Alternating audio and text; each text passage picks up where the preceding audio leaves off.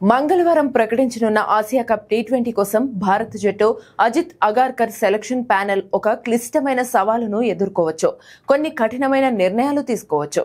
భారత test captain Shubman Gill జట్టులో స్థానం చర్చనీయాంశంగా ఉన్నప్పటికీ ఇప్పుడు మరో ఫినిషర్ పేరు కూడా పరిశీలనలో ఉంది. అవును, కొన్ని సంవత్సరాల క్రితం కోల్కతా నైట్ రైడర్స్ తరపున యష్ దయాల్ ఓవర్లో వరుసగా 5 సిక్సర్లు కొట్టి ఐపీఎల్ మ్యాచ్ను గెలిపించినప్పుడు రింకు దేశంలో అందరి దృష్టిని ఆకర్షించింది. అప్పటి నుండి భారత జట్టులో నియమించబడిన ఫినిషర్గా పరిగణించబడ్డాడు.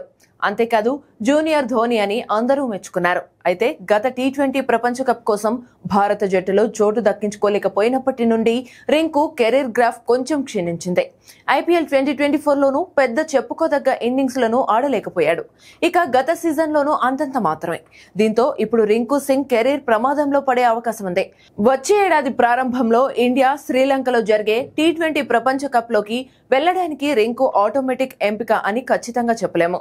కానీ ఆసియా కప్ టీ20ని పరిగణలోకి తీసుకుంటే ప్రస్తుతానికి రింకు స్థానం కొంచెం అస్థిరంగా కనిపిస్తుంది.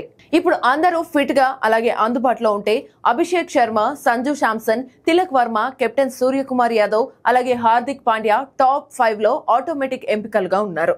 సెలెక్టర్లు 1 లేదా 2 స్లాట్లకు సంబంధించి కొంత రాజీ పడవలసి ఉంటుంది.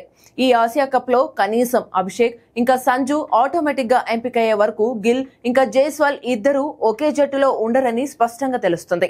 ఇక శ్రేయస్ అయ్యర్ 180 స్ట్రైక్ రేట్ తో 600 పరుగులు చేశాడు. కానీ అతను టాప్ 4 లో బ్యాటింగ్ చేస్తున్నాడు.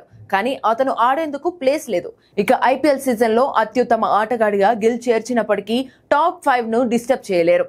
దీంతో గిల్ పై అనిశ్చితి నెలకొంది. ఇక రింకు సింగ్ కూడా ఆడేది అనుమానంగా ఉంది. ఒకవేళ స్క్వాడ్ లో ఉన్నా తుది జట్టులో ఉంటాడా లేదా అనేది చూడాలి.